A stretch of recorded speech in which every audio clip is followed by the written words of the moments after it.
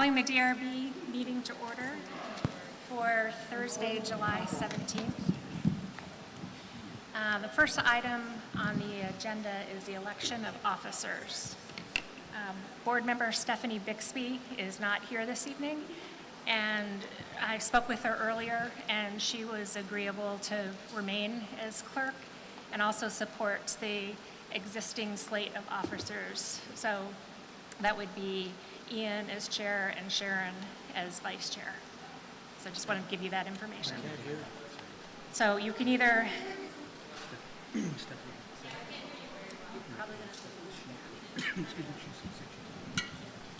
I was told I wouldn't have to. So if you want to, somebody wants to make a motion or would like to discuss first. I would offer a motion to retain the current slate of officers as you listed them. Second. All right, we have a first and a second. Any discussion amongst board members? All right, hearing none, who would like to vote aye? Aye. Aye. Aye. Any nays out there? I can't see the end of the table. All right, so the ayes have it, 6-0. All right, pass this down if you want. All right, turning it over to you, Mr. Chair. Thank you, Catherine. Thank you, board members. So we'll kick off the meeting this evening. Now that the election of officers is done, first thing we have on the agenda is agenda items, or excuse me, additions or changes. Just want to note if we have any changes or additions to tonight's agenda, and I do have one that I would offer up to, actually. My offering would be that 6B on our agenda is an item that was scheduled to be heard this evening. However, it's been withdrawn, or it's been asked to be moved to a different time. So I would suggest that we eliminate that from the agenda. And other business. I don't believe we have other business staff. Do we have any other business that we'll need to conduct this evening? None tonight. None tonight. So I recommend that we remove both of those pieces from tonight's agenda. So moved. 5A. Is it 5A or 6A? 5A. With 5A and 6B. 6B, yep. Correct, 5A and 6B. Thank you for the correction. I believe we have a motion made by Nick. Is that correct, Nick? Yes. Yep. We have a second. I'll second. Dusty is the second. Any other further discussion about the agenda this evening? Hearing none. I'm having trouble hearing. Are you? Okay. Let me move this a little bit closer and see if that's better. Can you hear me better now? Yes. Yes, okay. And folks in the back, can you hear me as well? Thank you. So we had a motion and a second motion to remove 5A and 6B from the agenda this evening, two items that are not necessary to be on the agenda. One is something we're not going to see this evening because the application was moved to a different date, and the other, there's no additional business for us to be concerned with. That's been both motioned and seconded. We have any further discussion here with the board? Hearing none, all those in favor say aye. Aye. Aye. Opposed? Motion carries 6-0. Okay.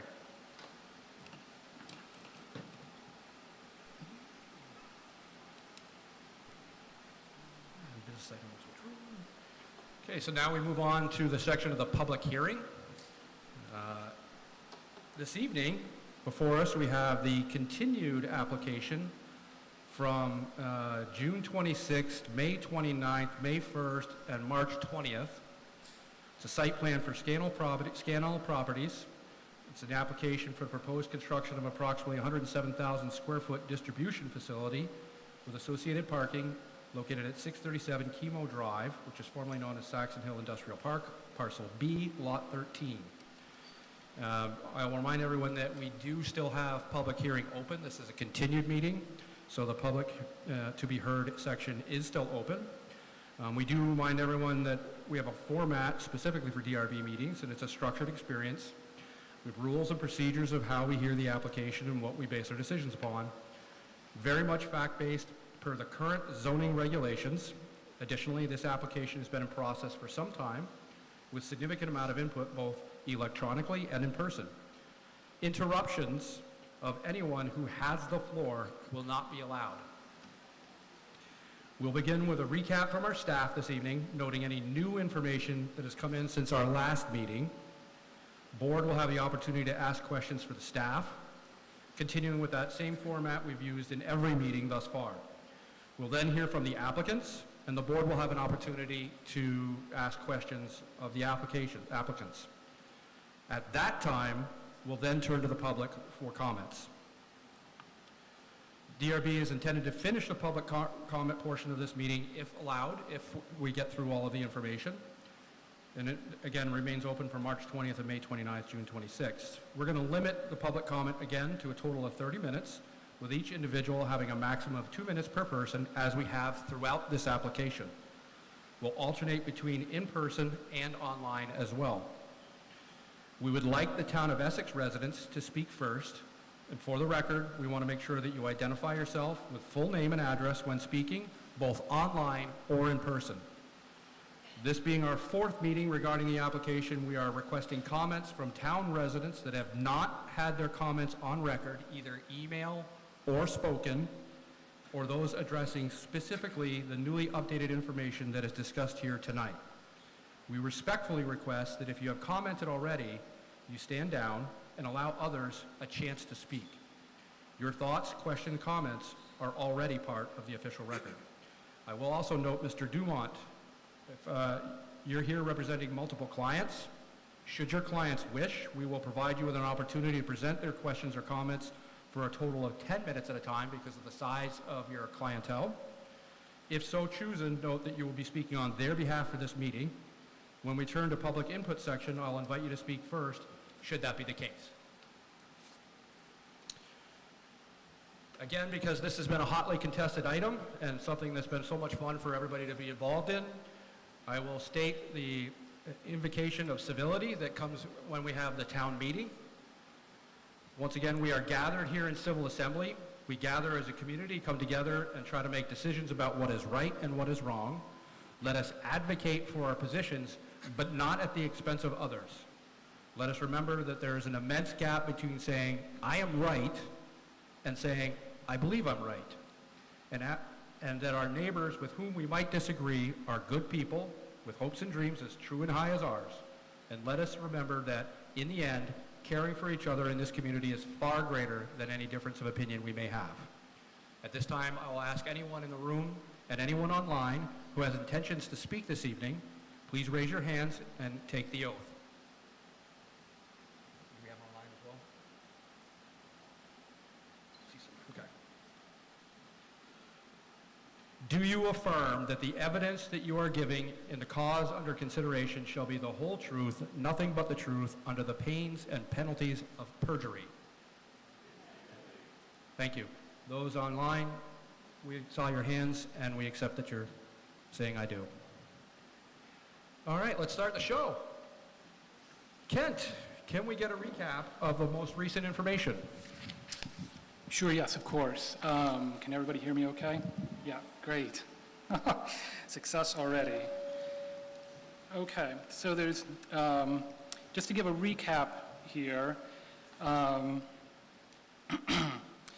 so the applicant's proposing a distribution facility that's located on a privately owned lot within the Saxon Hill Industrial Park that's in the developable portion of the RPDI zoning district. It does not encroach into the 60% of the RPDI area dedicated for conservation and recreation purposes.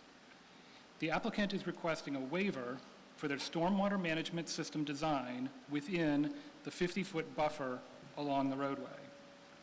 The regulations indicate a process by which the applicant can request a waiver to allow specific types of impacts in the 50-foot buffer area along the road. Allowable impacts include parking areas, access drives, and stormwater management systems.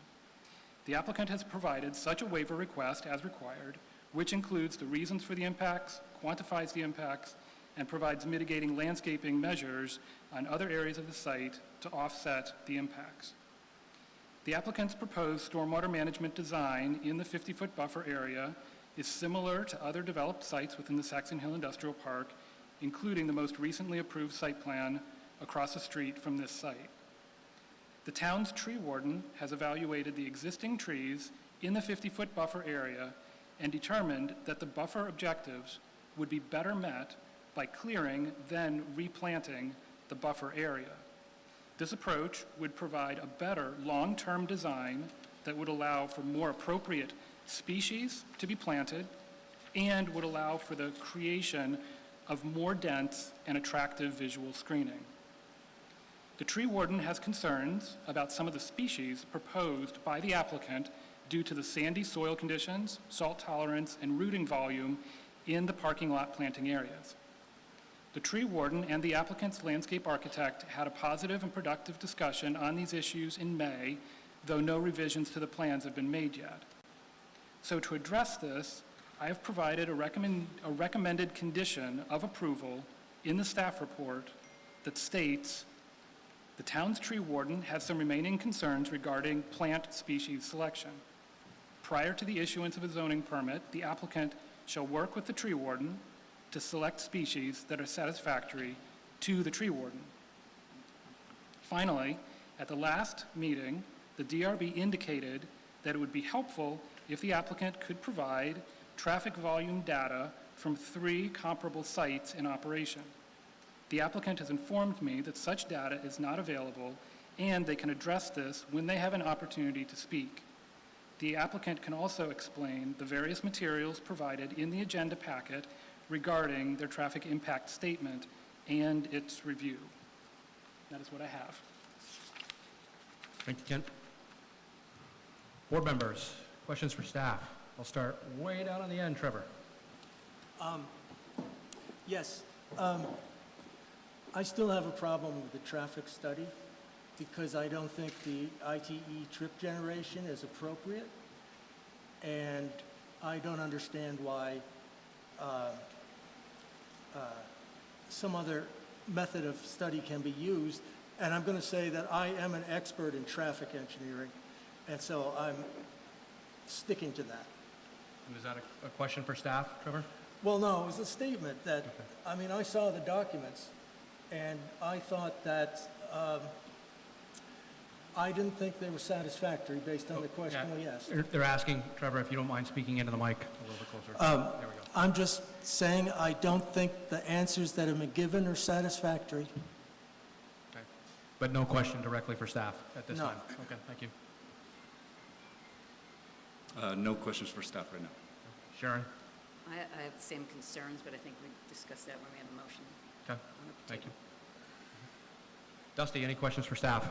Kent, the total trip generation, or total trips proposed for the entire subdivision, does this, You gotta move a little closer to the mic, sorry. You gotta speak very quickly. Kent, the total trip generation for this application, does it exceed the total trips assumed or allocated to this subdivision? The DRB approved a certain number of trips for the overall subdivision already, and the trips proposed for this site are about half of what was already approved for the subdivision. So this will not exceed what has already been approved for the subdivision? No, it will not. Okay, thank you. Hubie, questions for the staff? I, along with Trevor, do have a problem with this traffic study, that I think it is incomplete. It does not reflect the kind of use that is expected.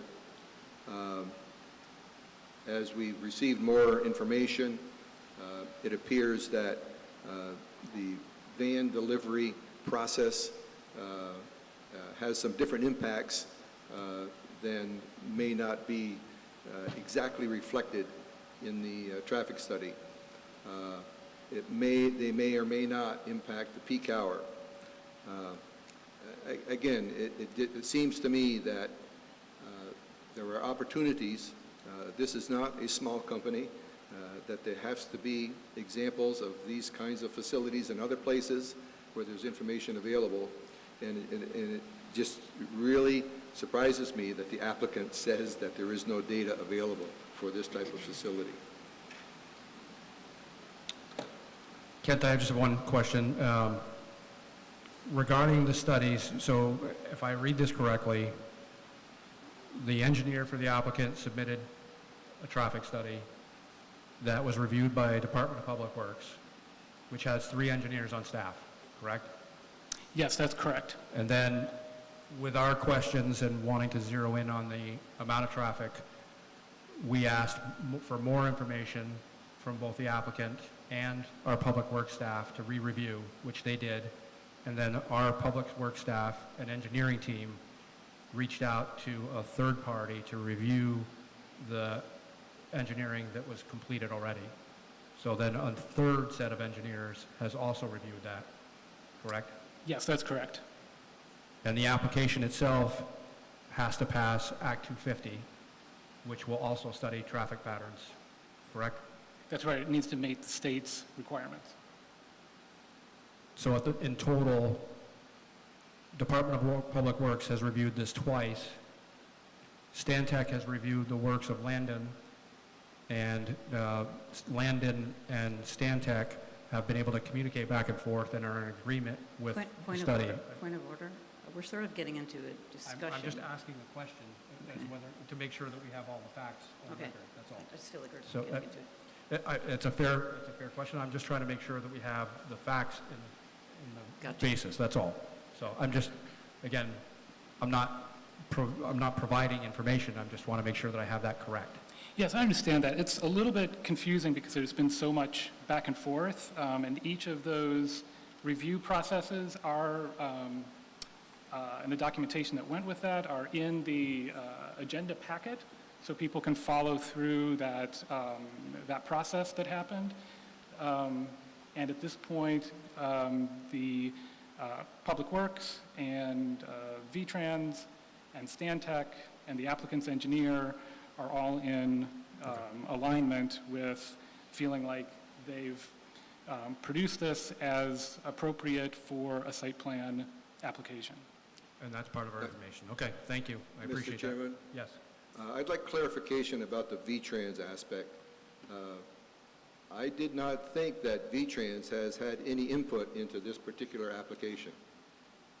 I think VTrans comments have been what has come before the Act 250 board in regard to the application that is before Act 250 now for the 5-lot subdivision. Am I wrong? Is there some other VTrans study that was done that is explicitly for this application? I'm going to let the applicant deal with that level of detail for it. That's a very good question. Thank you, Hubie. Appreciate that. Any other questions for staff at this time? Why don't we have the applicants have their opportunity to talk to us about any new information that came to us between the last meeting and this? Gentlemen.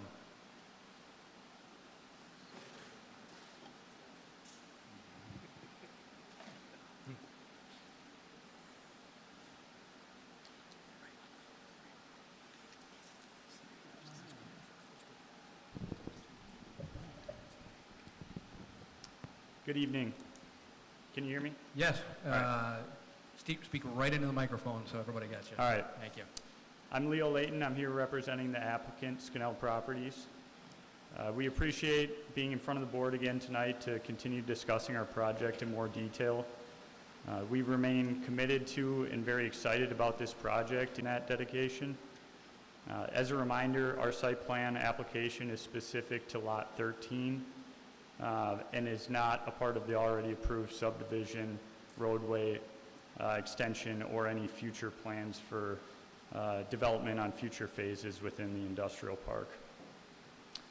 This site was ultimately selected by the end user due to various reasons that were outlined in our last presentation, but the main reason is that this is an as-of-right project in an industrial park, which is the direct result of significant land preservation by the current owners.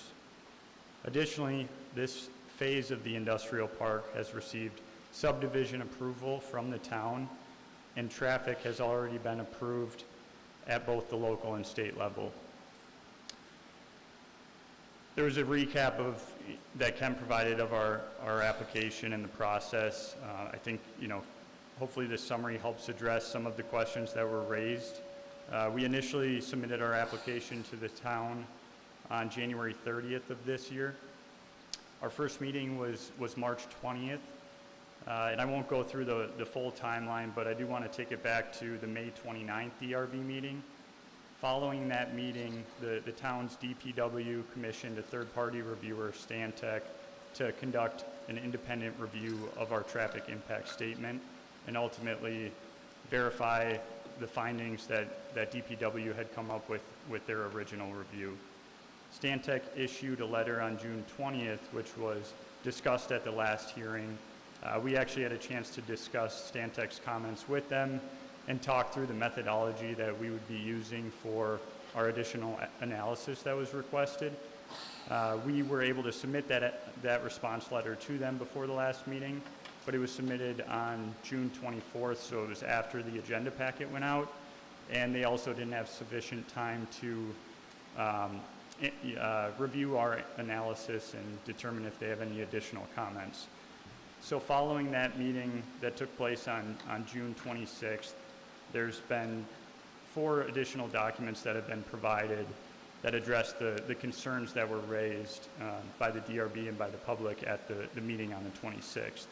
The first one is Langen's response letter to Stantec, which provided the additional analysis that they requested in their initial review letter. The second one is an email from Stantec that states Langen's responses in the supplemental analysis are satisfactory and the results are acceptable. The third one is the memo from DPW that was referenced that states Public Works is of the opinion that the applicant's engineer has satisfied the requirements found in Section 220 traffic studies of the Town of Essex standard specifications for construction. Additionally, Langen's TIS has been satisfied with the methodology and results of the TIS. Additionally, Langen's TIS has been reviewed by VTrans, Stantec, and the Town of Essex Public Works Department, all being satisfied with the methodology and results of the TIS. As stated by Stantec, Langen TIS was completed consistent with standard professional practices, including reasonable assumptions leading to valid technical analysis. And the last one is the supplemental traffic summary, which was submitted by Langen ahead of this meeting and included in the agenda packet. I'm going to turn it over to our traffic engineer, Dan Clary with Langen, to talk through that memo in greater detail. And obviously we have the full team here. We're happy to address any additional comments that might come up.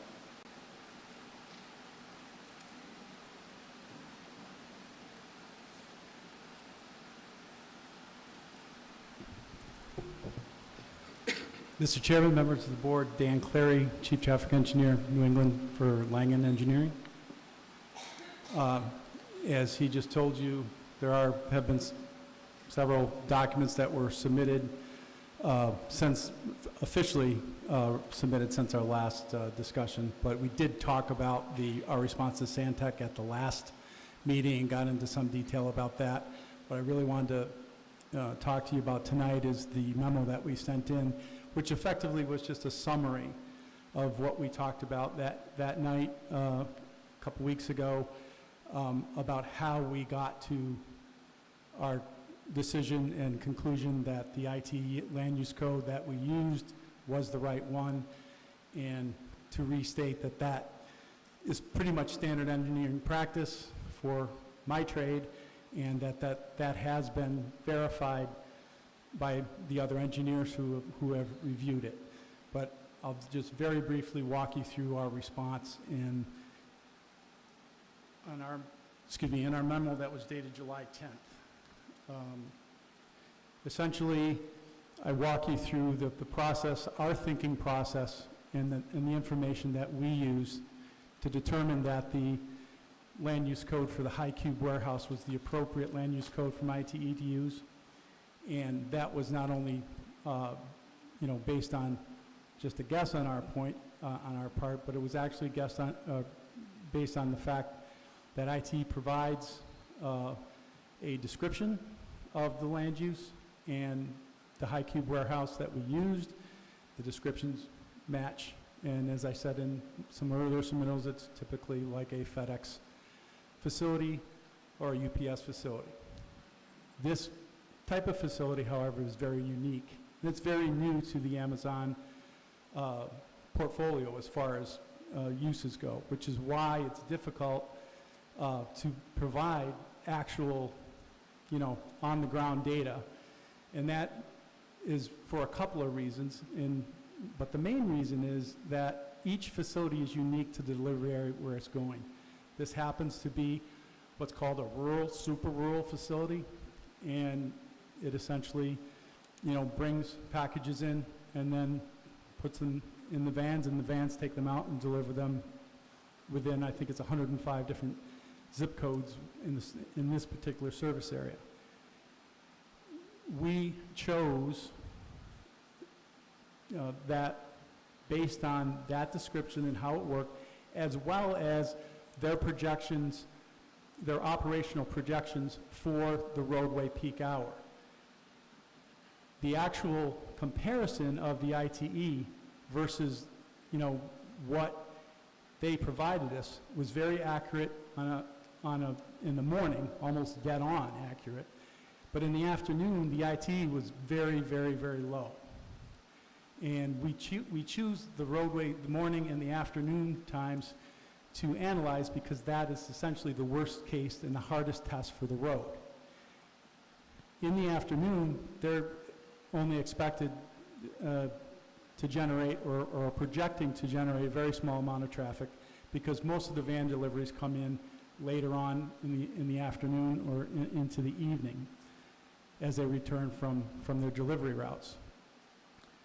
We, however, took the ITE numbers, increased them by 20%, and then applied them to the roadway peak to give it the ultimate test, as I just said last hearing, not only for the town and not only for us to feel good about that this was going to work, but for the end user to be confident that they were coming to a site that was going to work for them. Subsequent to that, that is what we presented to this board originally and consistently over time.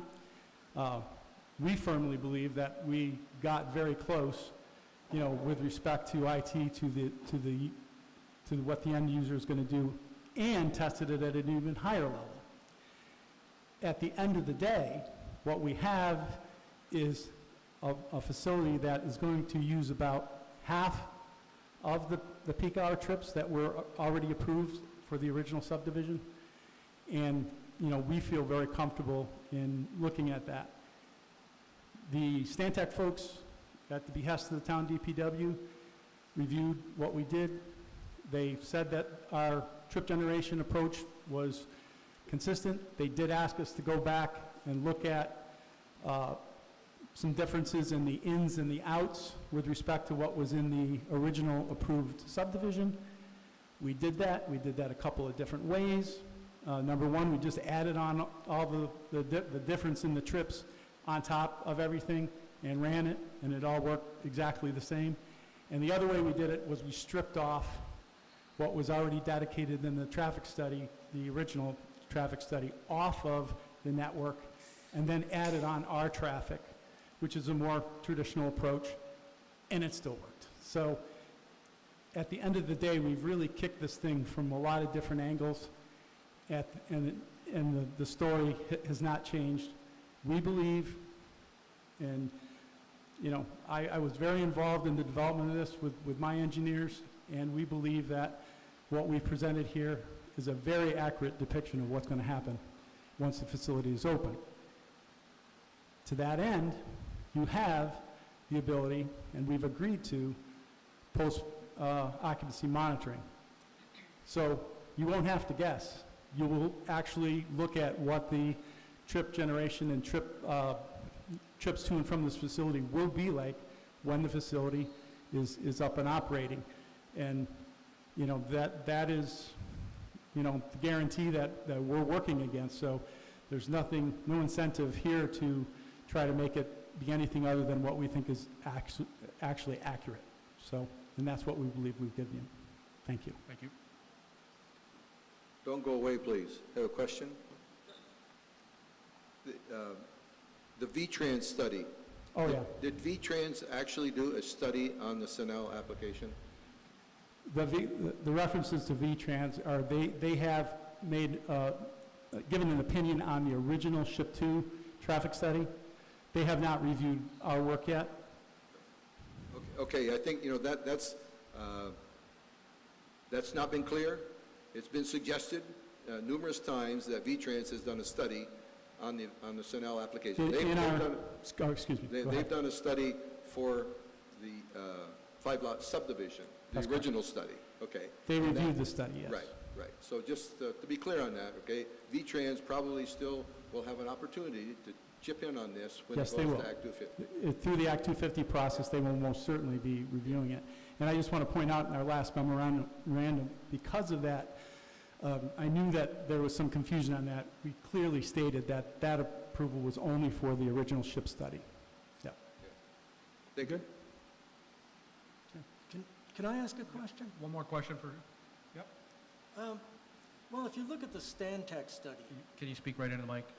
if you look at the Stantec study, they have a paragraph in there that says, consideration of this land use code includes the low number of studies to develop the trip generation numbers, and it's used for buildings that are typically a minimum of 200,000 gross That's square correct. feet.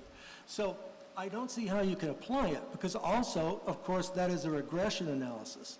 And one of the things they tell you about regression analysis is that you can't use it to make predictions outside of the range of the data that you have. Right. So I don't think that this ITE particular land use gives a very clear picture of the traffic. And so I'll just mention what the Town of Essex construction specifications say. They say the trip generation rates from the latest ITE trip generation manual, or in the absence of ITE data, reliable trip generation from similar facilities. And that's just, I just don't see why the ITE, I don't see. Well, if you're familiar with ITE, and that sounds like you claim that you are, I would say a good percentage of what's in that book, especially the newer land uses, like this type of land use, and several similar warehouse-type land uses, are all based on limited number of data points. That's why we're very careful, and that's why we looked at it the way we did, is because there are a limited number of things, but the facilities that we had to choose from, this was the closest. And then we buttressed that by reviewing against what they provided us with, which was their estimate. And then we added 20% on that just to be careful. So at the end of the day, I was satisfied, based on my 40 years of experience, that we were as close as we were going to get using what the industry considers, as I think I said in my memo, the Bible for this. This is a unique situation. Generally, we're being pushed into a position to use ITE regardless of whatever information we have. And sometimes, and a lot of times, that puts us in a disadvantage. In this case, we tried to get it from both sides, not knowing how this board or how the town reviewers or peer reviewers were going to look at it. We wanted to look at it from both ways, and that's what we did. Further questions, Trevor? No more questions. Nick? Yes, I have a question.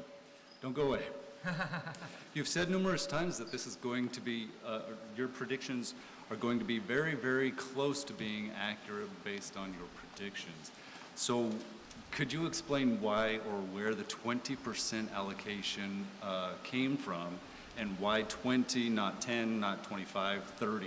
Because 20 got us to the AM peak. We were right just over the AM peak from what they were projecting. So we applied 20% across the board for the AM and PM.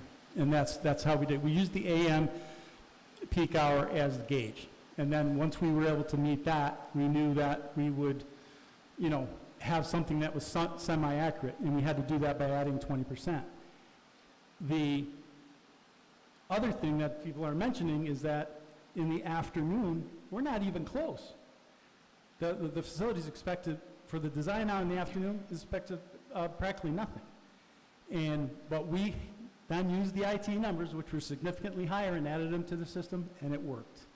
So we were doing that as a kind of a belt and suspenders to make sure that what we were presenting and what we were doing were not even, as I said, was going to work for the town, but was also going to work for the end user, and we weren't putting them in a situation where they were going to get out there and come back to us and say, hey, it's not working. And we're very confident that, you know, the way we've tested it, it's going to work. I have a follow-up question to that, if you're all set, Nick. Go ahead. Okay. So I left my engineer degree at home, and it's warm, and it's after 6:30, so I'm a little fuzzy. 20%, the 20% you got to use across the board, because that was essentially what got you to AM peak. Right. So if that's AM peak, and AM peak is not accurately predicted, the 20% for AM isn't necessarily going to cover you, correct? No, no. So if you have AM peak numbers... The AM peak number Yep, for IT yep. was increased by 20%. Was it? That Okay. was to get it close to what they were projecting for that operational hour. Okay. And it is. So then we just applied it to the PM peak, which was, Okay. we could have taken, I forget exactly what the IT projection, we could have just increased by that and said, well, we're a lot lower in the afternoon. We didn't do that. Okay. So, okay? Yep, thank you. Yep. Anyone else have any questions? Yes? Yeah, I have a short question. We asked for post-monitoring from 3 facilities, and from what I'm reading, from what I'm reading is that you can't do that because there are no comparable facilities. That's correct. So is this essentially the first facility of this type in a more rural area, sort of an experiment? I'd have to let the end user's representative address that, but I can tell you that we've worked on a couple of facilities, and this is a brand-new type of you know, last mile type facility, the super rural, and the ones that we've worked on are just coming out of permitting. So this is and we were getting the same, we were asking the questions and getting the same answers for those as well. So it's sort of guesswork because this is the only facility of its type. Well, I think I just explained. I'm not calling it Okay. guesswork. Yeah. Thank you. Thank you. Prepared to answer that? Okay. Good evening, everybody. Jonathan Greeley, Amazon. Nice to see everybody. Happy to be here tonight once again. Make sure, Jonathan, you speak right into the Yeah. microphone, please. Thank you. Living up my American Idol dreams here. So to your question, we made an announcement in late April that we are investing $4 billion across the country to bring last mile service to smaller communities, more rural communities across the country. This is part of that effort. So the question at the end of our last gathering was we wanted to see comparable examples. We run last mile facilities all over the country. We do not have a lot of last mile facilities in smaller communities. They are typically servicing larger metropolitan areas, larger population centers. And so the entire exercise of that announcement was to say, we want to make sure that we are servicing the significant number of customers we already have, Amazon customers we have in places like Vermont. We're bringing that same quality of service that you might get in a major metropolitan area, say Boston, New York, et cetera, to Vermont, into Chittenden County. And so let me finish. And so the point being is that we have lots of experience operating last mile facilities. We do not have a ton of them in smaller communities such as this. To the point that our engineer was making just now around ITE, I think what a good summary is that we looked at it both from an ITE and actual projections based on our volumes, which you see in the footnote. We include the volumes of our peak hours. That's based on the expected volume of the building and what we expect to happen. And so we took the greater. Either if the ITE numbers were higher, which was the AM peak, the PM peak, we used those with a factor of an extra 20%. In the morning, we used our actual volumes, right? And so what we tried to do is overestimate our impact with both the AM peak impact hour and the PM peak impact hour to make sure we are accurately representing the impacts here, and we've done that. Yeah, I got all that.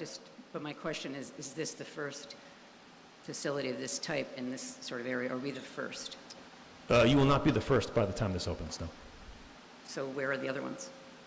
I mean, I think the announcement was 200 different facilities across the country. So there should be comparables. There will be comparables, So but I there think aren't. we do not have any examples with post-occupancy monitoring requirements, no. So the answer is we're the first one. You were not the first one, no. Okay. So, but to your question, there's a number of facilities going through this exercise right now across the country. How long have they been in operation? Again, Amazon is running a distribution network for 20 years. No, I mean the ones that are comparable to the one that would go in here. I guess I would just simply say is that this will not be the first last mile facility we run in the country, and will not be the first last mile in a smaller community we run in the Right, country. but my question is, we asked for 3 comparables for a year after, so I'm just curious if none of these newer, smaller facilities in areas like ours have been going on for a year. So I would respectfully say at the end of last meeting, there was some ambiguity about next steps.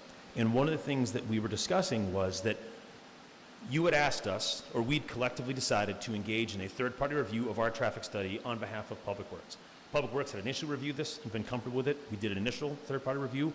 They were comfortable with it. I do understand that. Right, exactly, right. So, but point is, but that was not resolved at our last meeting. So since our last meeting, Public Works has issued their memo.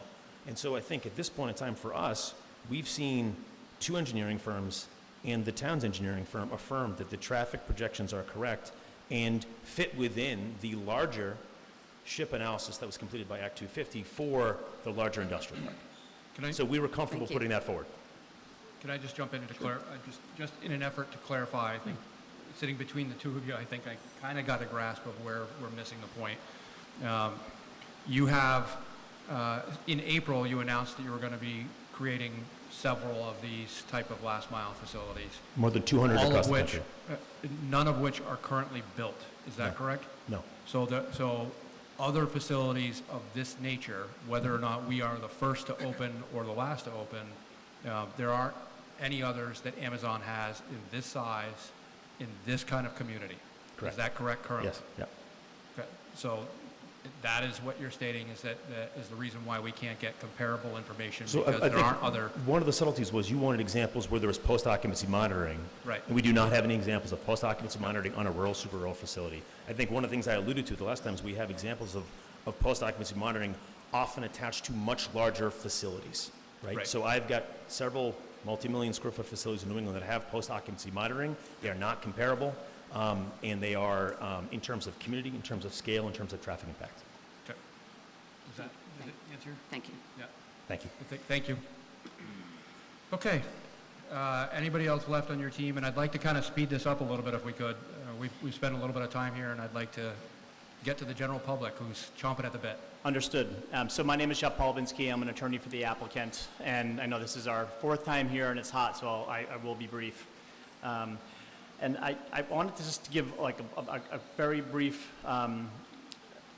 background in terms of where we are in terms of site plan review. As you all know, this is a prescribed process, much of which involves dimensional and other technical standards. And with site plan review, the Vermont legislature intended for the board to address land use concepts and the impacts from land use, not the name of the tenant, owner, or not the economic or employment considerations.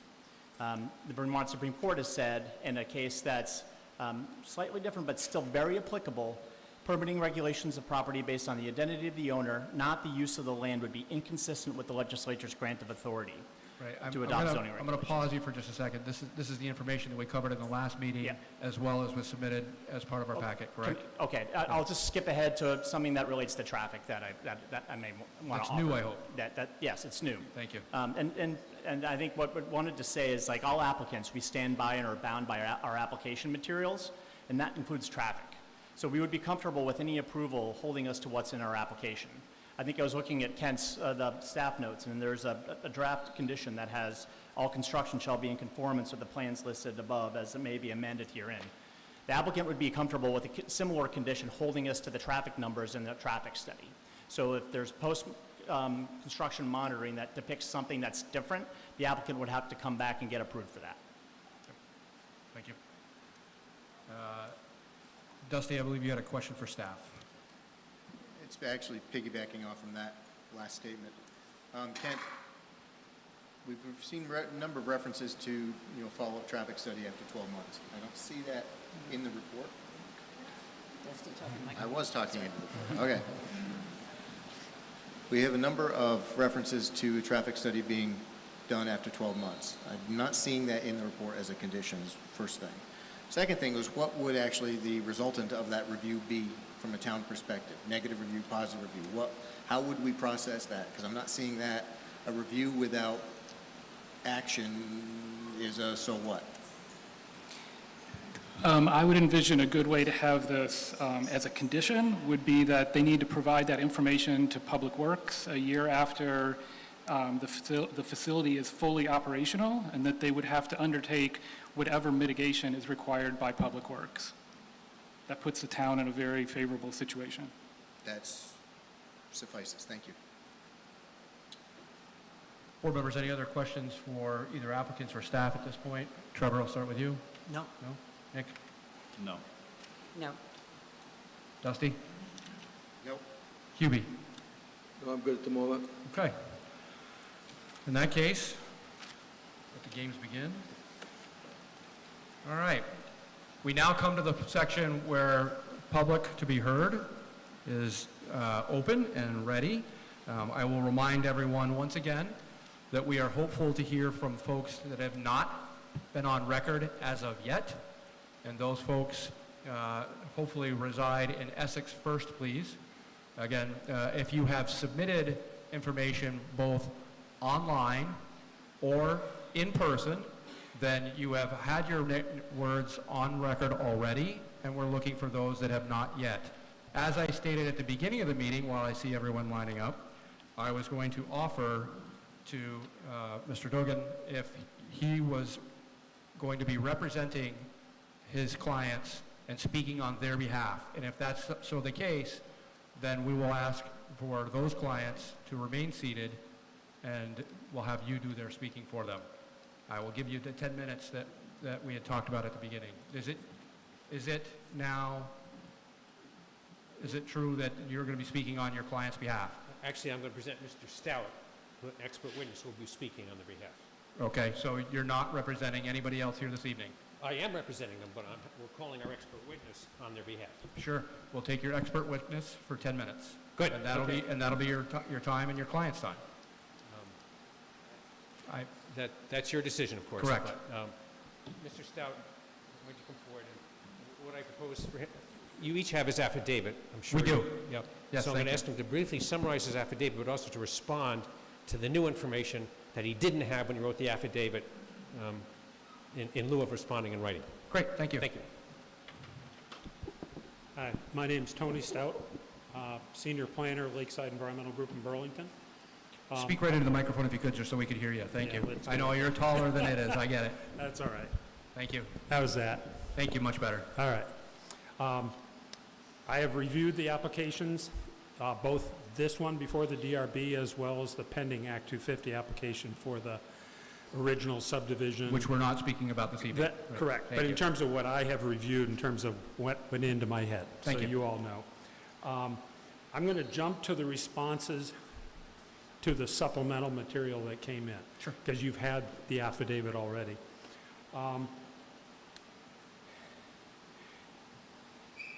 Their response seems to be refusing to provide you the additional trip generation estimates from other comparable facilities. They claim there are no other rural facilities like it. They could give you comparables to the high cube ITE study sites.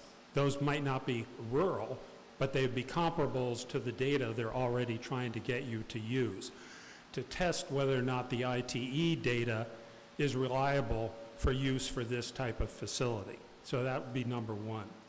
Two, they told you that they had they quote, detailed operations schedule for this facility.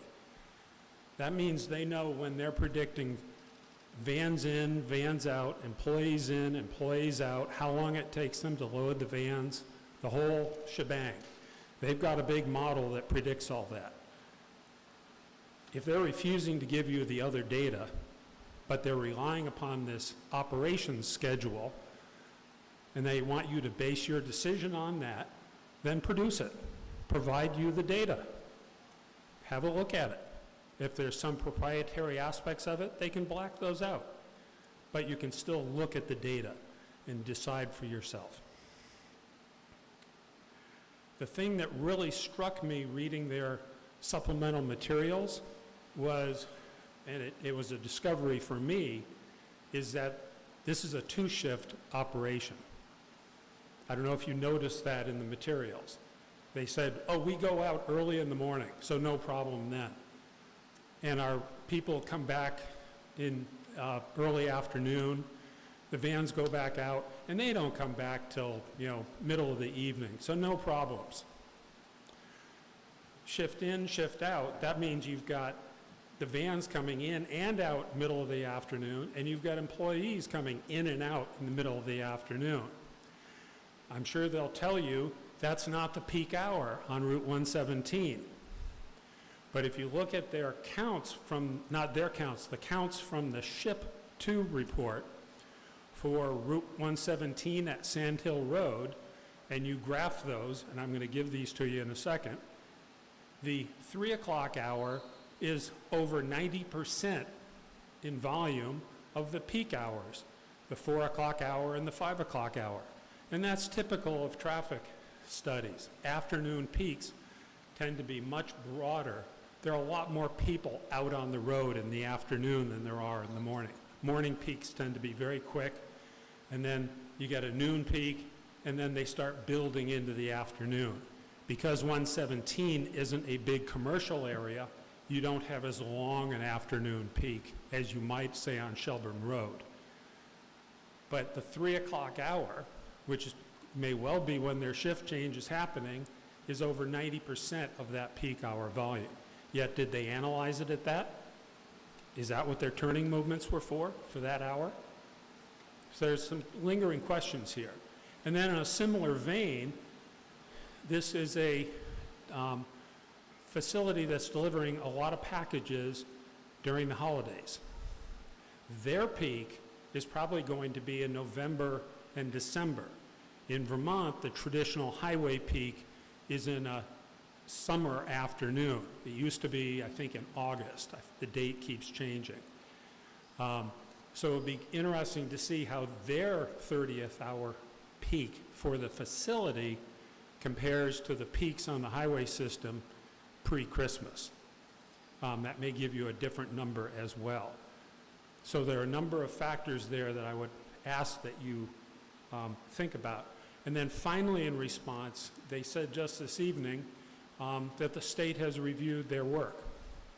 The state has not reviewed anything about Amazon so far. The letter you had has been discussed was for the 5-lot subdivision, and the impact fees were based on that 34,000 square foot generic warehouse. Nothing more. They just want their money, the state. They just want the fees. And then they made reference to Act 250, having reviewed this. It's a pending application. Act 250 has not approved this access road.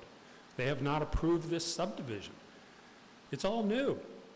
You guys have approved it, but the state has not. So the cart may be kind of lurching ahead of the horses a little bit here.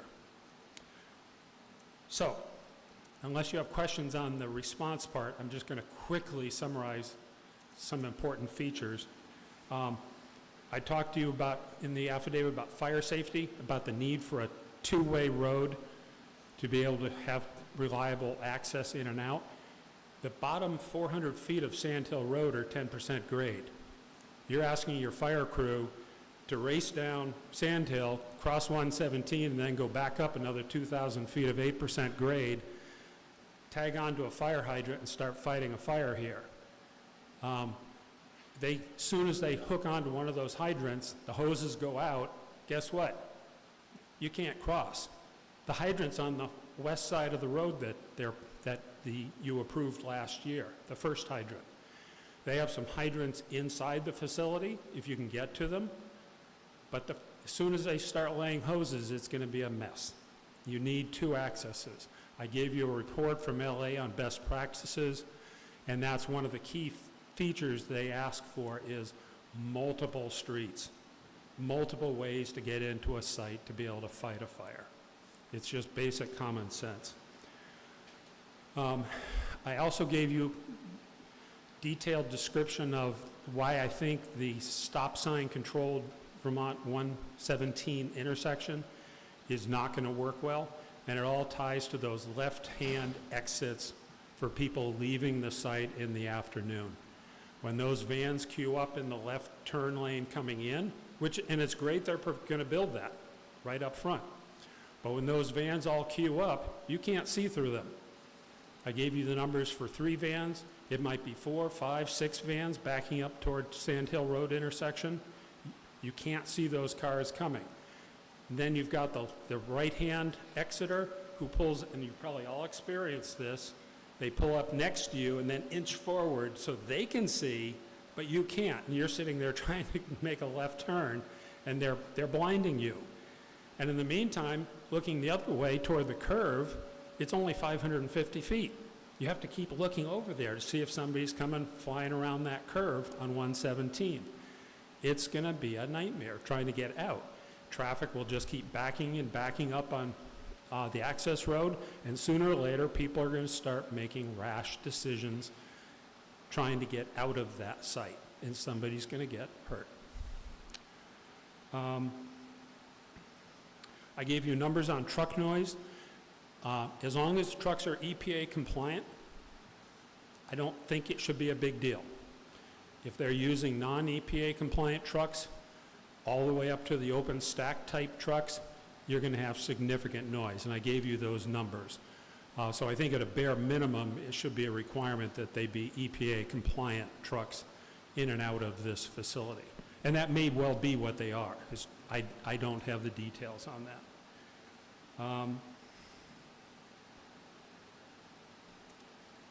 That'll cover it. Questions? Questions from the board? None at this time, thank you. We have 51 seconds left. Excellent. So I'm going to use it. Fair enough.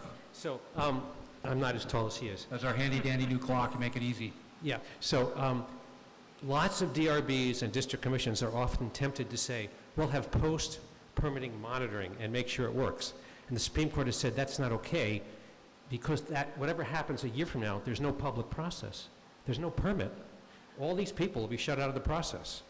And Supreme Court has said is now is the time that the applicant has to prove their case as part of the public process. Thank you. Thank you for that reminder. Thank you, folks. Appreciate that. Ken, before I get to you, and I understand that you want an opportunity, but I do want to make sure we have folks that have not had an opportunity to speak get a chance to first. Is there anyone here in the audience that has a Town of Essex resident that has not had an opportunity to get on the record, either electronically or in person? Thank you, sir. Come right on down.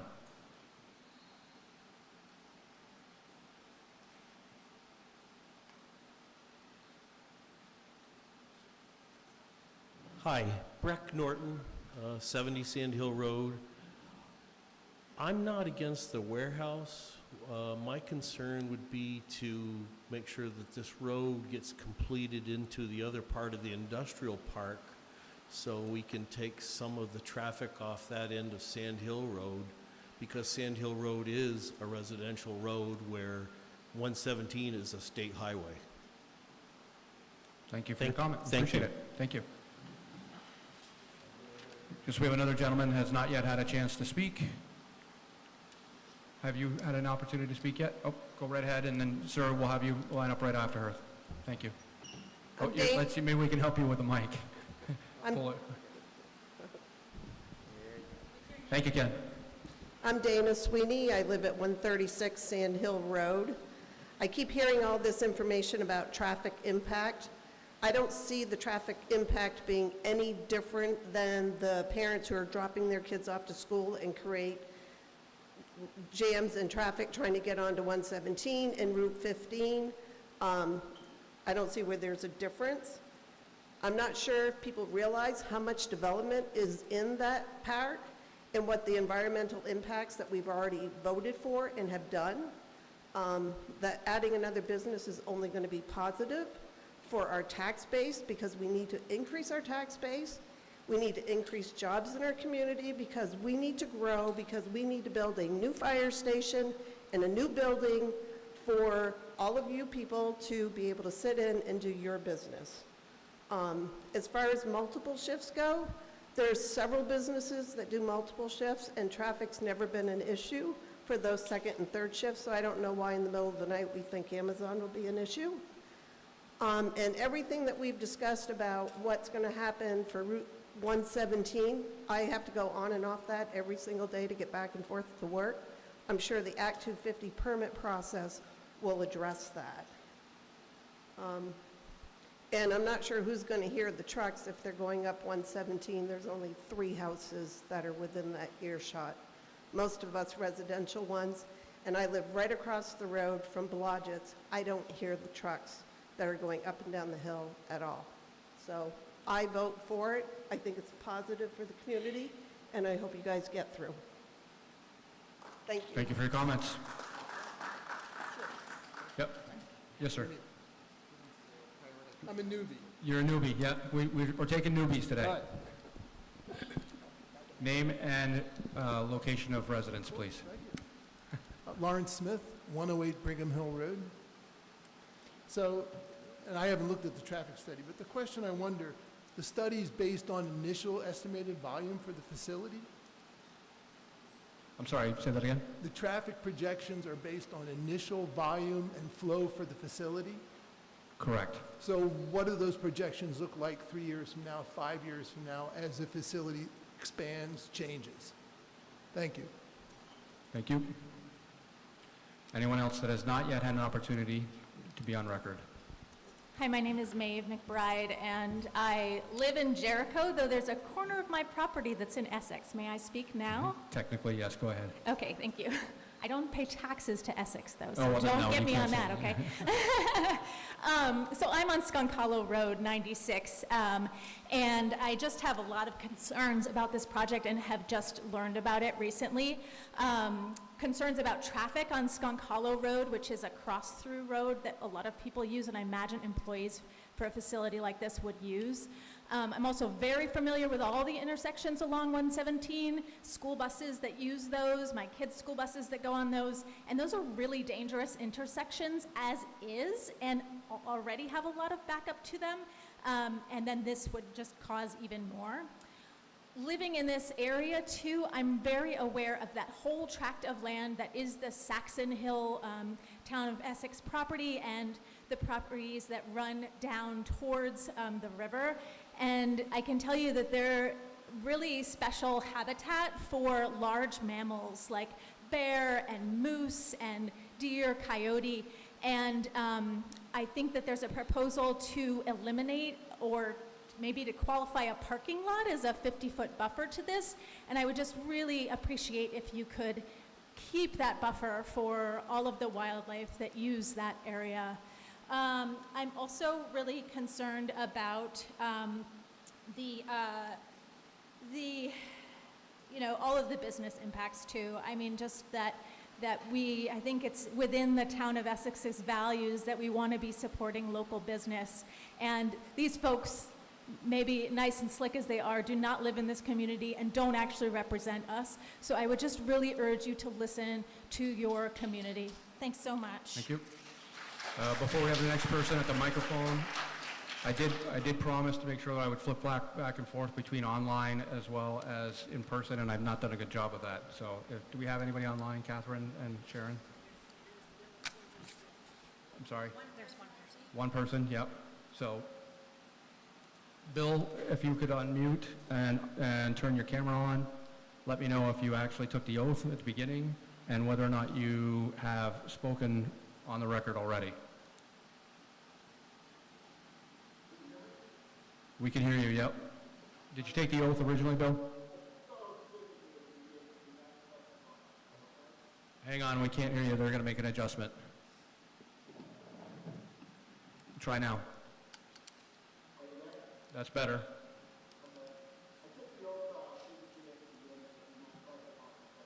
Yes, thank you.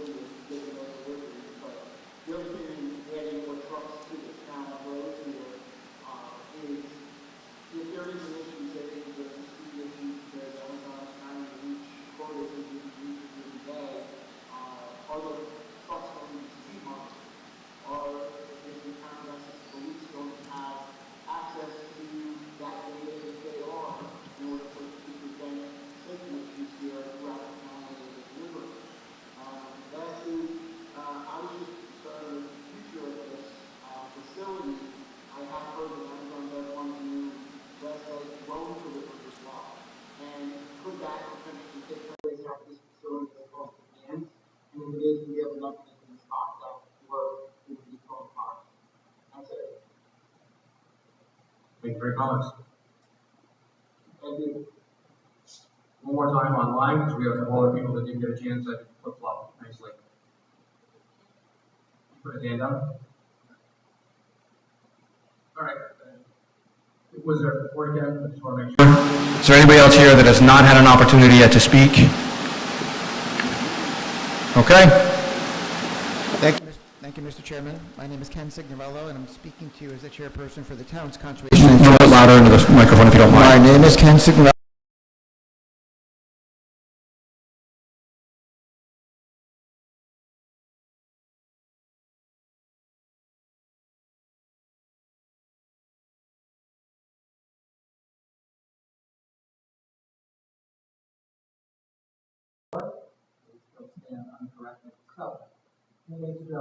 We passed a resolution, and I'll just read that into the record quickly.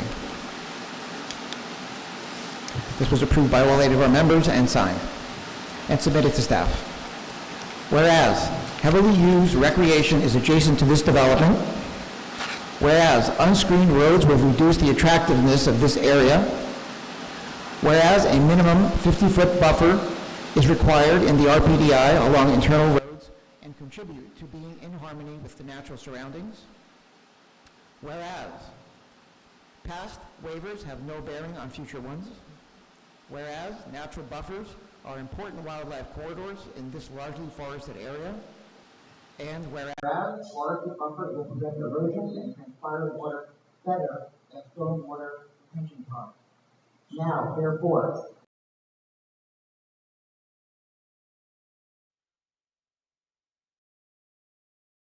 we advise the Development Review Board to not grant any buffer waivers for Project Moose, not allow buffer to include stormwater retention.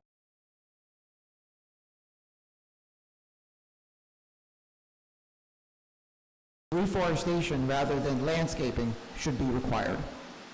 This was adopted on 7/8 and signed by all. Thank you. Thank you, Ken. Ken, was that from your perspective, or was that from the Trails Committee? As I said, I'm representing the Conservation and Trails Committee. I'm the chairperson, and that was the hat I'm wearing now. That was passed by the committee? 10 days ago. Thank you. Submitted, I don't know if it made it into the staff report. I don't believe it did, but it was passed and submitted. Thank you. Mr. Bello, I'll just remind you that you've had an ample opportunity to speak both via electronically as well as in person, and are represented here this evening already. If there's anyone else, I'm going to ask if there's anybody else that has not had the opportunity or had anywhere near the amount of opportunity to speak as you have at this point. I'm wondering if we might be able to let them have a chance, if you don't mind. Yeah. Gentleman in the red, have you had an opportunity to speak? You're not a resident? Have you had an opportunity to speak on this behalf? No. And anyone else in line that is a resident that has not had an opportunity to get on the record? I believe, Ms. Post, you have that on the record.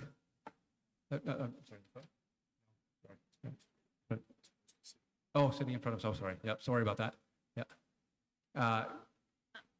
Go ahead, you have 2 minutes.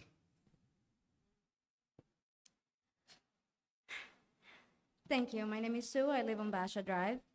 I'm just going to open with, if Essex rejects this facility, it won't be the first, and it probably won't be the last of these facilities that get rejected by towns. Arvada, Colorado, for example, is one of them. Oceanside, California, another one of them. There's a few more in here, but just for my time's sake, I'm not gonna read all of them, but their main concerns was traffic and lack of transparency, which I think you're all feeling right now. I do want to talk about Humboldt, Texas. I don't think it was one of these facilities, but it was Amazon. I don't know if you have read or heard about this, but there was a software error, a glitch that did not get fixed in the day that it happened, and over 1,000 Amazon semi-trucks got sent to the wrong direction in this town, and it overwhelmed the entire town. It was declared a disaster, and all of the permits were pulled. There was no access for emergency vehicles, and it trapped people from their residences and work and stuff. And so that's for you to consider. They gave him there was a 30-day time period for them to figure out how to fix that, and that was actually in December of last year, and that Amazon facility is still shut down. It would seem like a waste of those resources, theirs and the towns, to build something like that and then just get shut down because of a glitch.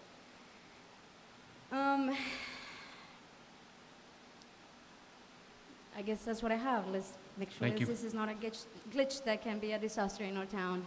Thank you for your comments. Yes, sir. Excuse me. My name is Al Senical. I did submit a letter and I have spoken, but I want to clarify a couple things and feed you this information, but let the town people hear it really. Residents of Sand Hill Road. You got to speak into the mic, sorry. Maybe we can raise it up a little bit for you so you don't have to hunch over. Where's Ken when you need him?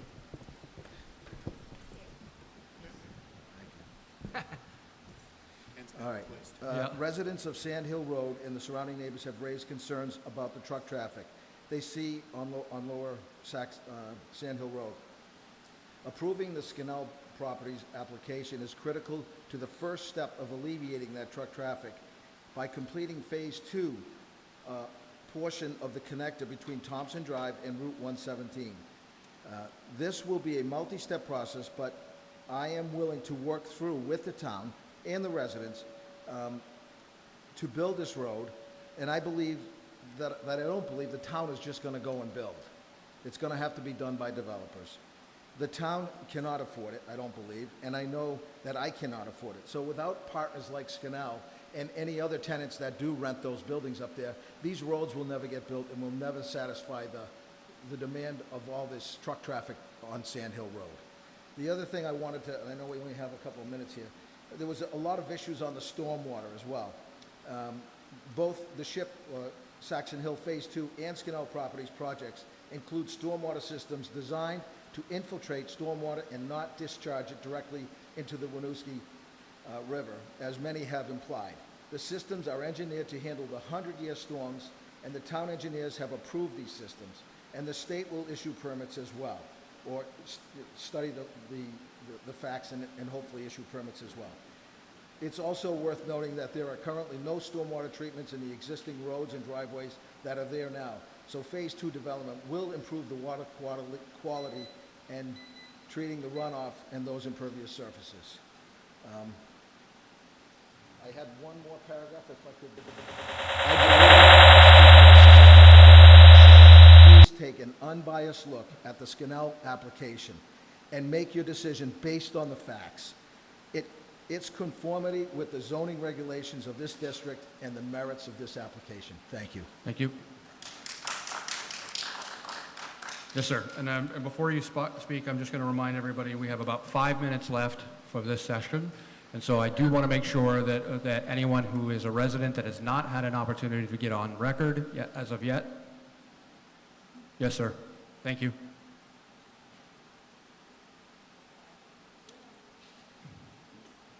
Have you been on record as of yet?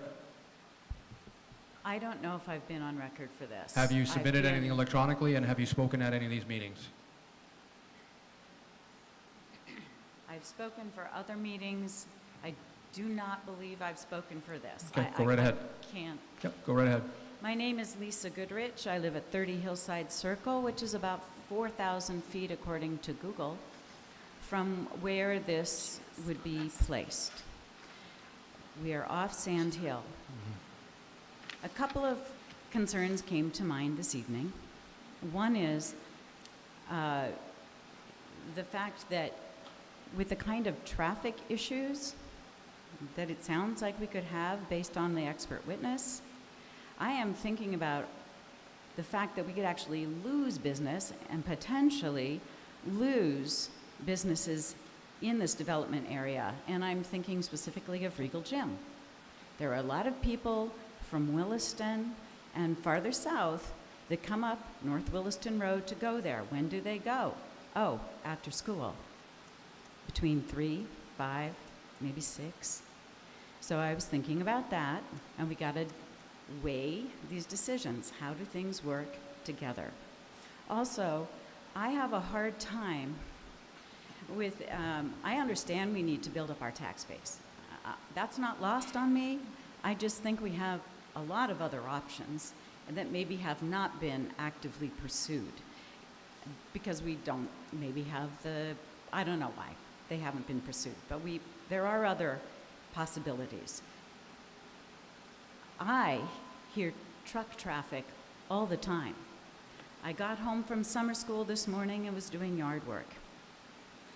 I heard between roughly 12:30 and 2:30, when I went inside, I heard big engine brakes and stuff chugging up and down Sand Hill, a minimum of 5 times. I quit counting, but it is invasive, and I have been awakened in the middle of the night with brakes. I cannot sleep at night with my windows open. Thank you for your comments. Yes, sir.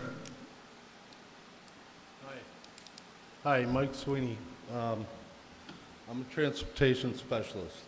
Okay, logistics, warehousing, logged 6 million miles. I think it's kind of sad that we can't allow Amazon in. We allowed Blodgett with their 300,000 square foot building. We allowed them to tear down the old IBM building for 2 other buildings. And the tax base, I think, is fantastic. I think they've been responsible with performance and all the other buildings that they put in. I think that people's concern on traffic is minor. If you ever driven in Houston for 2 miles, sit there for an hour and a half. You'll understand. Chicago. I leave out of Indiana to go into Chicago 1 o'clock in the morning. I get there at 10:30. So when you complain about the traffic, that's the least of your worries. Take the tax base. 136 Sand Hill Road.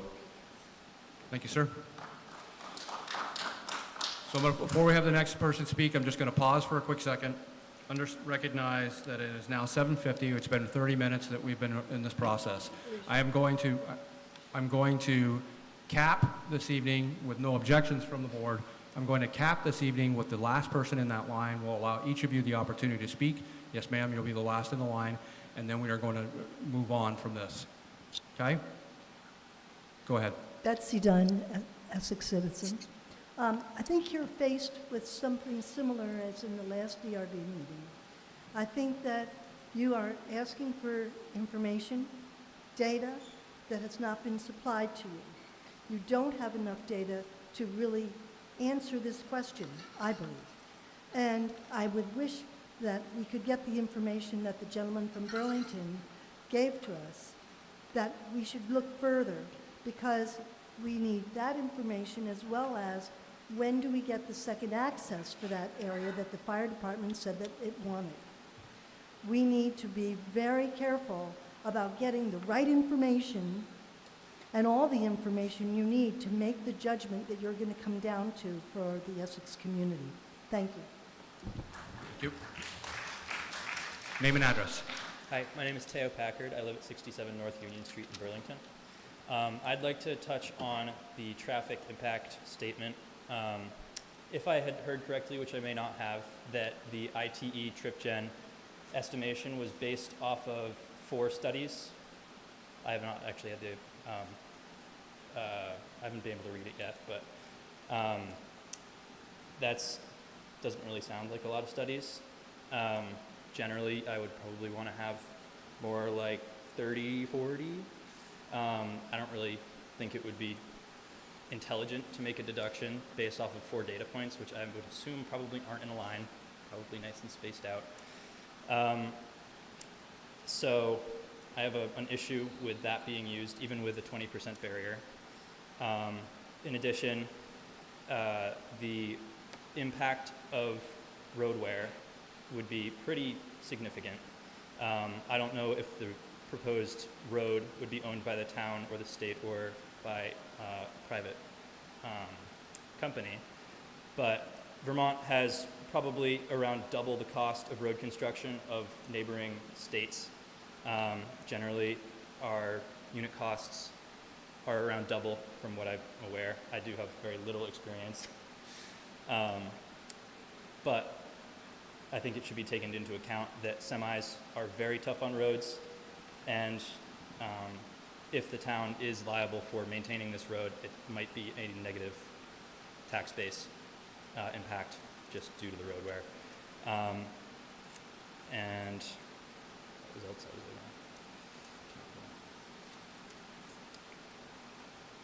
Yeah, that's about it. Thank you. Yes, sir.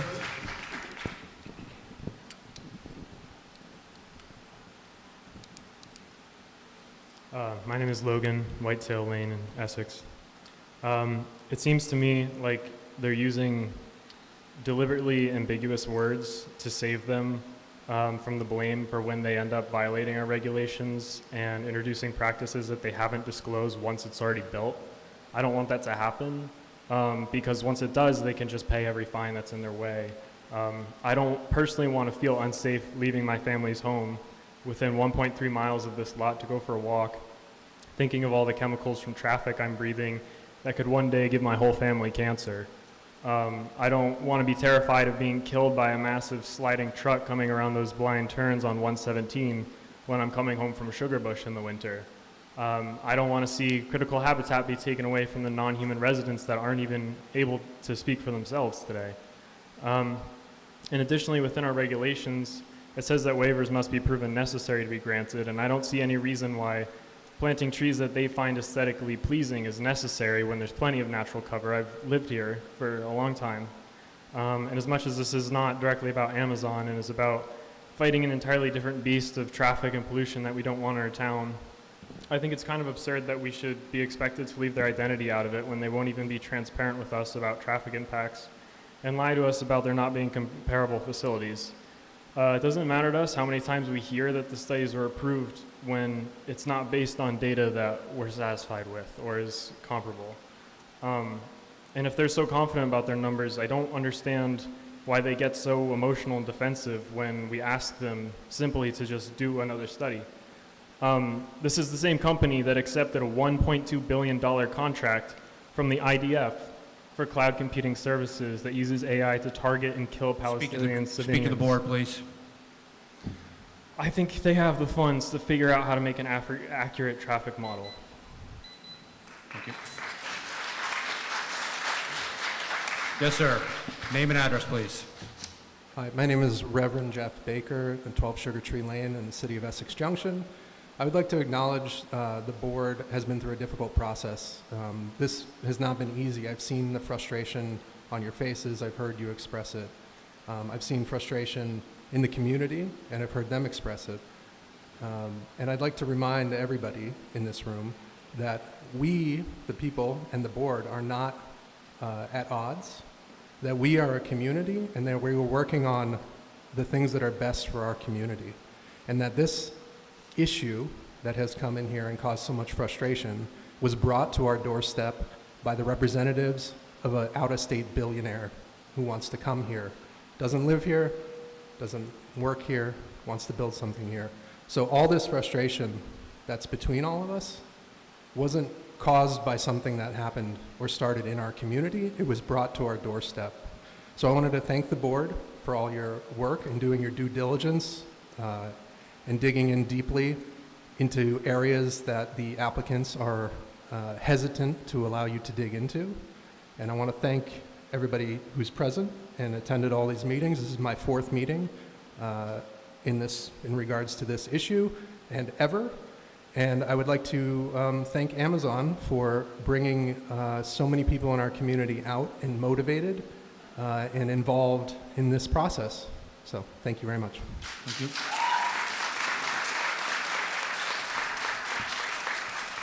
Hi, Allison Millar. You should be able to lower it a little bit. If you grab right Is that below. good? That's good. Yeah. All right, Allison Millar Barlow. I live at 12 Rosewood Trail in Essex. Folks have already mentioned that there is quite a bit of traffic from the schools on River Road and Sandhill Road. I'm a mom of a child going into 1st grade and another going into preschool. Both of them will attend our 3 town schools for K through 8th grade. The applicant has touted that the bulk of their traffic in and out of the facility will occur during off-peak hours, mid-afternoon, 3 p.m. was mentioned. I just want to take a moment to consider the dismissal times of the schools that our children attend. Essex Elementary dismisses at 2:30 p.m. Those buses then go to Founders. Founders dismisses at 2:40 p.m. Essex Middle School dismisses at 3:15 p.m. So if we're talking a 3 p.m. peak, that's right in the heart of when all of our town schools dismiss. Amazon's refusal to provide basic traffic data leaves the DRV with 2 clear options that I see. 1, deny the application as it is fundamentally and deliberately incomplete from a traffic and environmental perspective. 2, exercise your authority to require a comprehensive transportation impact study, though this may be similarly fruitless if they refuse to share real data. Thank you for your time. Thank you. Hi, good evening. Ann Miller, 60 Sydney Drive in Essex. I really appreciated your comment. Thank you all. I know you guys, I've seen a lot of you here lately, but thank you also for your question, Sharon. I thought it was a really good one. Is this like the first one? And I just wanted to point out that in Mariana, Florida, they have a super rural delivery outpost that was opened in 2023 or 2024. There are also one in Caribou, Maine called Project Moose, oddly enough. And there's another in Louisa, Virginia, and Waynesboro, Virginia, that are slated to be opened later this year in 2025, like August of 2025. So we are pretty close to being like the experiment, and I think that's a reasonable concern. I also had 2 other comments that were really related to the operation of the DRB, and that it's my understanding that you don't want to kick the can on traffic to the Act 250 process. This is part of the responsibility of the DRB. So I would encourage you to really get to the bottom of these questions, because a lot of us are here asking them. The other question that I had for you relates to the buffer. I raised this actually at a planning commission meeting. You know, if we don't keep our buffers, there are no buffers in the end, right? Everybody invades the buffer. And so I would say, you know, we should not have approved an application with a buffer waiver request. The build is too big if we have to waive the buffer for stormwater. Make it smaller so it fits. We don't need any more trees taken down. I brought up 65 Red Pine. It's not in the exact same spot, but that building is an eyesore. So I would say, please, that we need to have 50-foot buffers on these interior streets. And thank you again for your time. Thank you.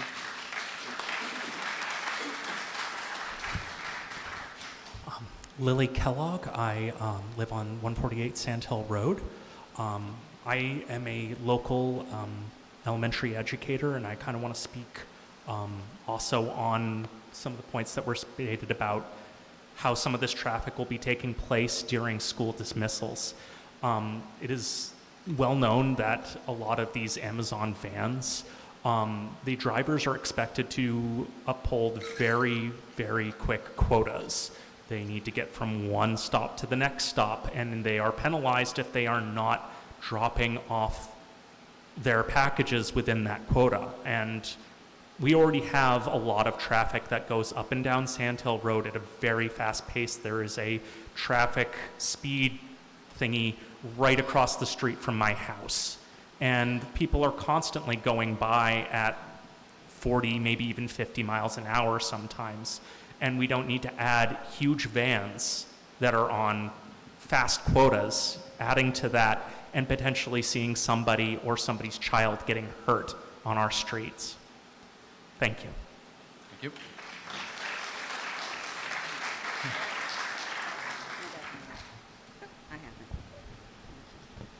Hi, my name is Debbie Gregory, and I live at 10 Kellogg Road, but my grandchildren live on Greenfield Road.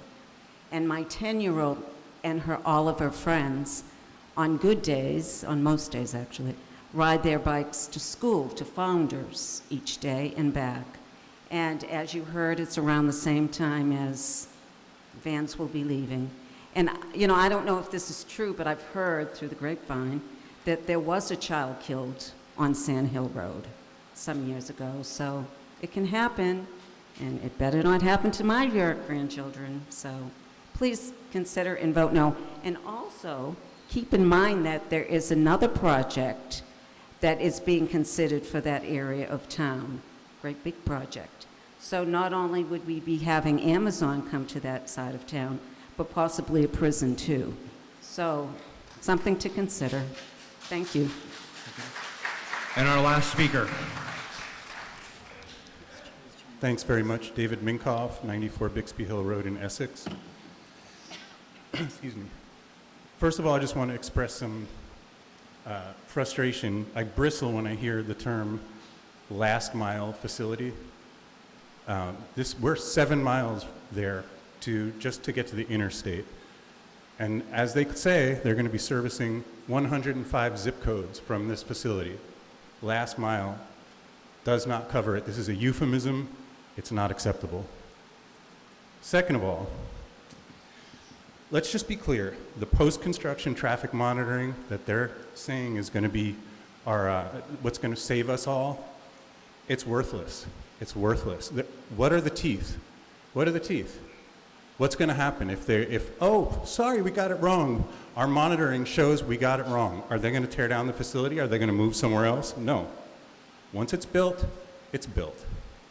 They will survive any lawsuit brought against them, no matter what. Let's be real about it. Let's just be real, please. Also, people are saying that they vote yes or they vote no.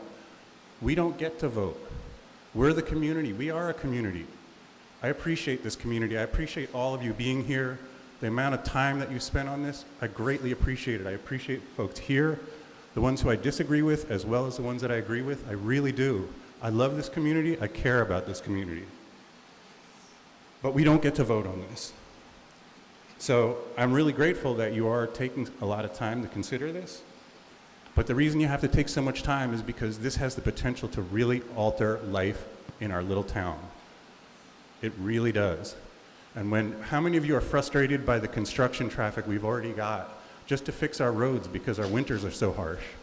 Now, imagine how bad it's going to be when we have trucks constantly going up and down River Road. Try and make that turn out of North Chittenden Road. Someone's going to get hurt. We're going to have terrible traffic, and people will say, how did this happen? Who let this happen? Please, don't let this happen. Thank you.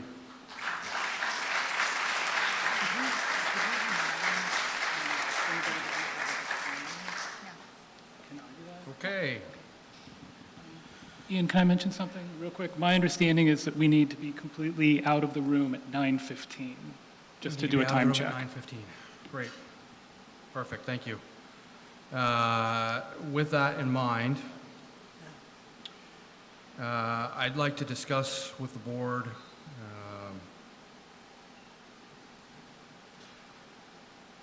I'm going to make a motion for us to meet once again in a private deliberative session. And the reason why I'm making this motion is that this has been a hotly contested item.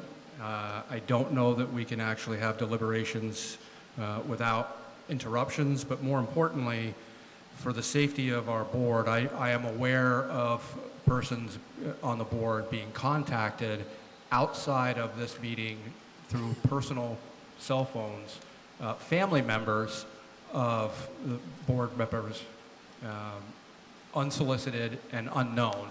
So I'm feeling like as a security piece, I think it would be best if we have private deliberations so that we can open and freely discuss this without fear of safety. And that is a motion I put on the table. I'd be willing to hear anybody's thoughts on this. I'll second the motion so we can discuss. Thank you. Motion's been made by myself, seconded by Dusty. Board members, let's discuss. I'll start with Trevor. No, nothing for me. No objections or no No comment? objections. Okay, thank you. Nick?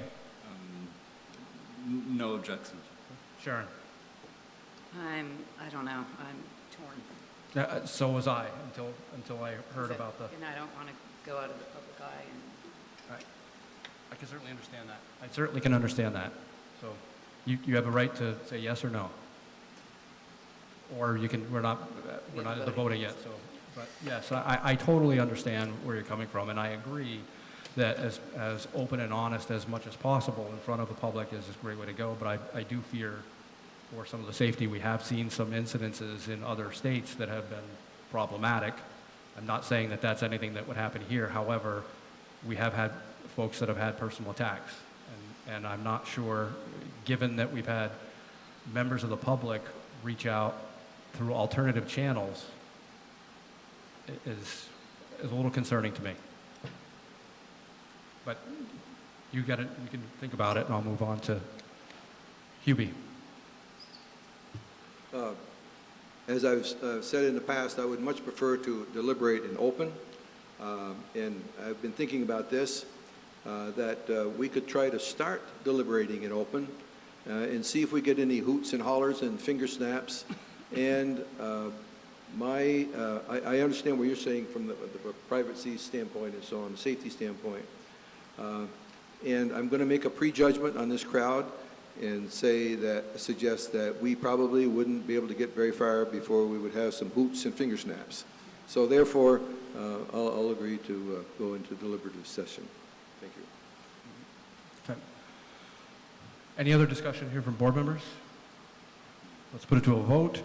All those in favor of going to a private deliberative session for the time being, say aye. Aye. Aye. Aye. Those opposed? Nay. No. Trevor, I didn't hear your response, and I apologize for that. I said yay. Yay? Yay or nay? I couldn't. Yay. Yay. Okay, thank you. Then that means it passes 4-2. We'll go into a private deliberative session. Folks, we're going to step out of the room so that we can do this.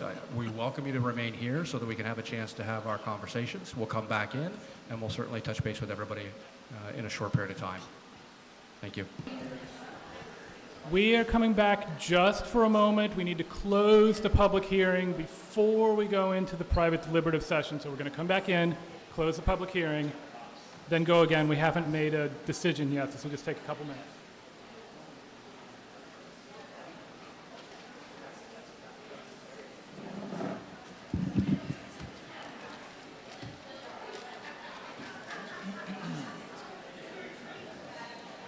Recording in progress.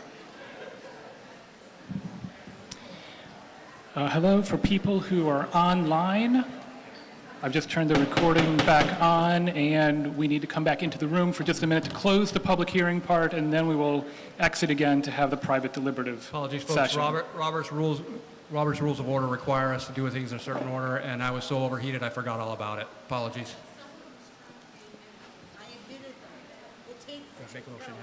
I move that we close the public hearing.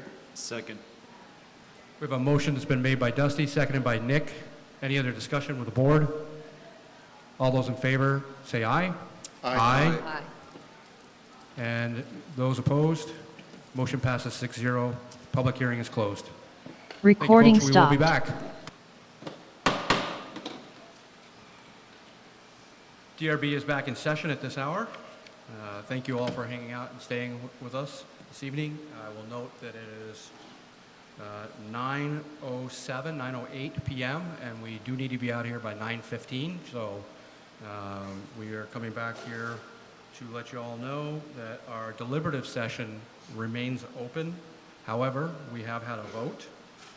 I want to make sure that everybody knows that, please know that this board has weighed this application very heavily, and that any decisions that we hand out this evening is based on the merits of the application and the current zoning regulations only. This has been a long process for applicant, developer, residents, and ourselves. And so with that, I will let everybody know that the vote has been made in private deliberative session. Motion was made to approve the Scannell application, and it failed 4-2.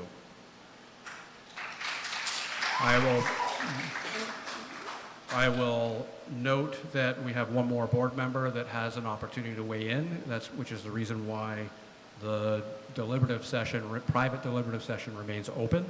So the written reasons as to the reasons for the denial will be published both in our packets online and made available to the public. Those of you who are signed up, do they get a copy if they're signed up?